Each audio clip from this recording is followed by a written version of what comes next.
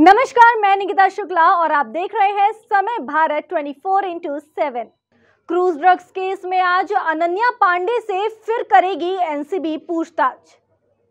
Mumbai cruise drugs case में जांच के बाद एनसीबी अब एक्ट्रेस अनन्या पांडे तक पहुंच चुकी है। गुरुवार को 2.25 घंटे की पूछताछ के बाद एनसीबी ने अनन्या पांडे को आज फिर सुबह 11 बजे बुलाया है।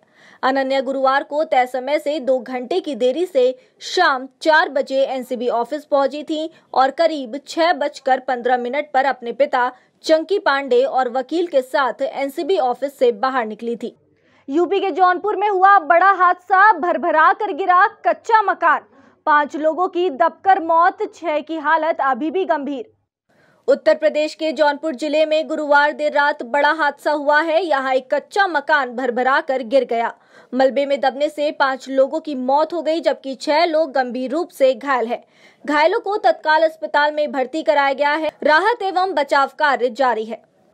हवाला के जरिए पाकिस्तान से आ रहा था पैसा, हैंडलर नासिर के आदेश पर करने आतंकी अशरफ वाला था बड़ा घिनौना काम। दिल्ली समेत देश भर में इस समय पाकिस्तान के आतंकी व स्लीपर सेल मौजूद हैं। दिल्ली पुलिस के स्पेशल सेल की गिरफ्त में आया आतंकी मोहम्मद अशरफ इनके बारे में कुछ नहीं बता रहा है।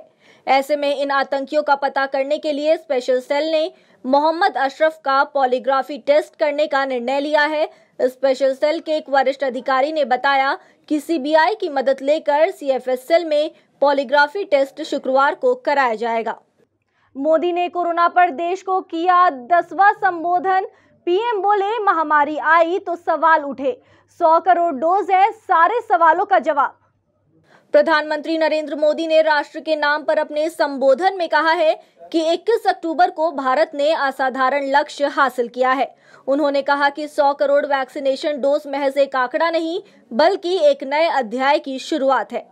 पीएम मोदी ने कहा कि भारत का पूरा वैक्सीनेशन प्रोग्राम विज्ञान की कोख में जन्मा है। हम सभी के लिए गर्व करने की बात है कि भारत का पूरा vaccination programme science born, science driven और विज्ञान आधारित रहा है। देश की लड़ाई में जन भागीदारी को अपनी पहली ताकत बनाया, फर्स्ट लाइन ऑफ डिफेंस बनाया। देश ने अपनी एकजुटता को ऊर्जा देने के लिए ताली थाली बजाई, दिए जलाए।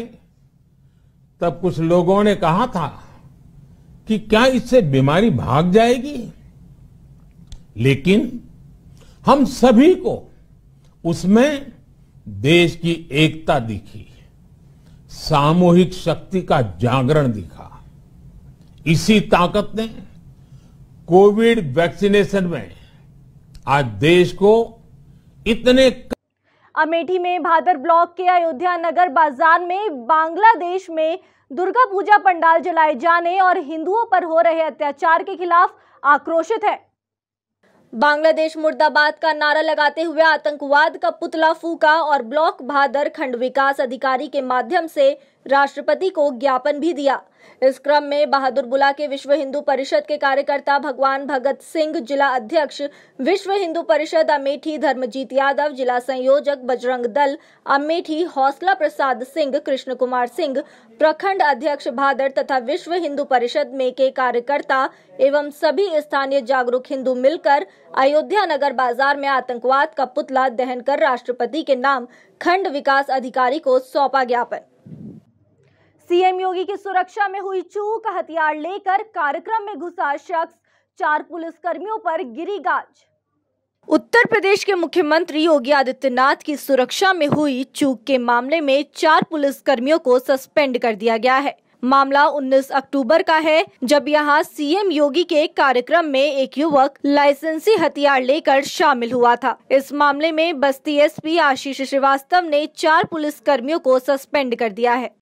नहीं थम रही पेट्रोल डीजल के दामों में बढ़ोतरी, लगातार महंगे हुए पेट्रोल और डीजल के दाम। अक्टूबर में अब तक पेट्रोल 5 रुपए 25 पैसे और डीजल 5 रुपए 75 पैसे हुआ महंगा। पेट्रोल डीजल की कीमतें हर दिन नया रिकॉर्ड बना रही हैं। घरेलू तेल कंपनियों ने शुक्रवार यानी 22 अक्टूबर को लगातार पेट्रोल डीजल की कीमतों में बढ़ोतरी की है। तेल कंपनियों ने आज पेट्रोल और डीजल की कीमतों में 35 पैसे तक की बढ़ोतरी की है। पेट्रोल डीजल की नई कीमतें लागू होने के बाद राजधानी दिल्ली में पेट्रोल का रेट 106 रुपए 79 पैसे प्रति लीटर हो गया है। वहीं डीजल 95 रुपए 62 पैसे प्रति लीटर की दर से बिक रहा है। जालसाजी करके पीड़ित के मृतक पिता की जमीन पर लोन कराकर उड़ाए लाखों रुपए। अमेठी तहसील तिलोई क्षेत्र के अंतर्गत आने वाली ग्राम पंचायत जनापुर का एक चौंकाने वाला मामला प्रकाश में आया है। लगभग 13 वर्ष पूर्व में मृत्यु हो चुके व्यक्ति की खैतौनी में हेराफेरी कर निकाले भारतीय स्टेट बैंक से 2,77,000 रुपए वर्षों बीत जाने के बाद पंडित नंदलाल ने जमानत कराने के लिए तहसील में पहुंचे तो निकाली अपने मृतक पिता के नाम की खैतौनी, जिसमें जमीन थी। बंधक देखकर पीड़ित नंदलाल के पैरों तले से जमीन खिसक गई। जैसे ही नंदलाल को सारा मामला पता चला, वैसे ही पीड़ित नंदलाल ने भारतीय स्टेट बैंक के मैनेजर से सारी दास्तान बताई। मैनेजर भी कम नहीं, अपना पल्ला झाड़ते हुए पीड़ित नंदलाल को मोहनगंज कोतवाली जाने को कहा। पीड़ित नंदलाल ने मोहनगंज कोतवाली में तहरीर देते हुए पुलिस से न्याय की गुहार लगाई। तहरीर पाने के बाद पुलिस जांच का हवाला देकर लंबा घुमाने लगी। क्या नाम है और क्या समस्या आ रही है आपकी? नंदलाल नाम है हमारा, गांव में डलिया का हूँ जी, मौजे जनापुर। क्या समस्या आ रही?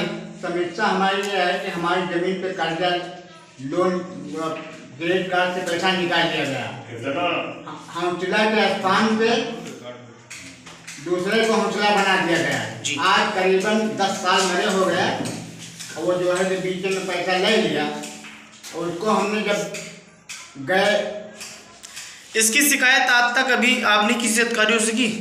इसकी शिकायत हमने किया, थाने में गए, बैंक चक्का लगाए, फिर ये हमारी शिकायत कहीं सुनवाई नहीं हुई। तो ये लोग ने पैसा जमा करके अब कैसे क्या किया हमको पता नहीं है।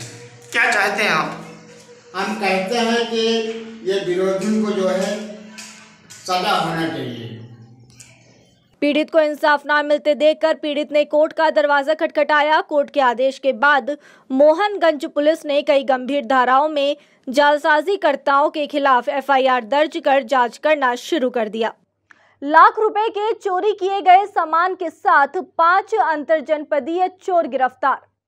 अमेठी जिले में चोरों का गिरोह सक्रिय है, जो लगातार चोरियों की घटना को अंजाम दिया करता है। जिले के बाजार शुक्ल थाना क्षेत्र अंतर्गत हुई कई चोरियों के खुलासे के लिए पुलिस और SOG की टीम में काम कर रही थी, जिसके क्रम आज इन दोनों टीमों के संयुक्त प्रयास से बड़ी सफलता हाथ लगी है, जिसमें मुखबिर की सूचना पर सुबह लगभग 4:30 बजे के करीब बाजार शुक्ल थाना क्षेत्र अंतर्गत डिगिया उच्च गाँव के पास से 5 अंतरजनपदीय शातिर चोरों को गिरफ्तार किया गया। कल दिनांक 21/10/2021 को थाना बाजार शुक्ल की पुलिस, SOG और सर्विलांस सेल, इन सबके पिछले दिनों हो रही चोरियों के पीछे हम लोग अपनी सुराग तलाशी कर रहे थे। कल हमें बड़ी सफलता मिली, जिसके अंतर्गत हमने एक अंतरजनपदीय गैंग को चोरी के गिरफ्तार किया।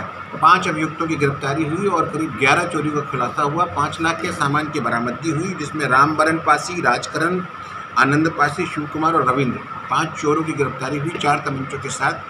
ये एक अंतर जनपदीय गैंग है, जिसमें कि हमारे यहाँ जो खुलासा हुआ उसमें 8 मुकदमे जिसमें 10 मुकदमों का खुलासा हुआ है, जिसमें हमारे यहाँ के 8 मुकदमे हैं, 2 मुकदमे बाराबंकी जनपद के हैं। इन चोरों का पुराना आपराधिक इतिहास है। इनके विरुद्ध करीब 8 की क्रिमिनल हिस्ट्री रामकरण के खिलाफ, 5 की क्रिमिनल हिस्ट्री राजकरण के खिलाफ। ये एक बड़ी सफलता मिली है हमारी SOG टीम, हमारे थाना की टीम को, और सर्विलांस सेल का इसमें सकारात्मक योगदान है। मैं इस अनावरण करने वाली टीम को 25,000 रुपये के नगद पुरस्कार से उत्साहवर्धन के लिए पुरस्कृत करूँ। इनके पास से कितने रुपए का सामान बरामद हुआ है? लगभग 5 लाख रुपए की कीमत का सामान बरामद हुआ है, जिसमें कि सोने के गहने, चांदी के गहने और एक जगह से लूटे गए 25 कारतूसों की बेल्ट और कैश, सारा सामान बरामद हुआ। यह चोर अमेठी और बाराबंकी जनपद में चोरी की घटनाओं को अंजाम दिया करते थे और पुलिस के लिए सरदर्द बने हुए थे। KRK ने बताया अनन्या पांडे को बेवकूफ।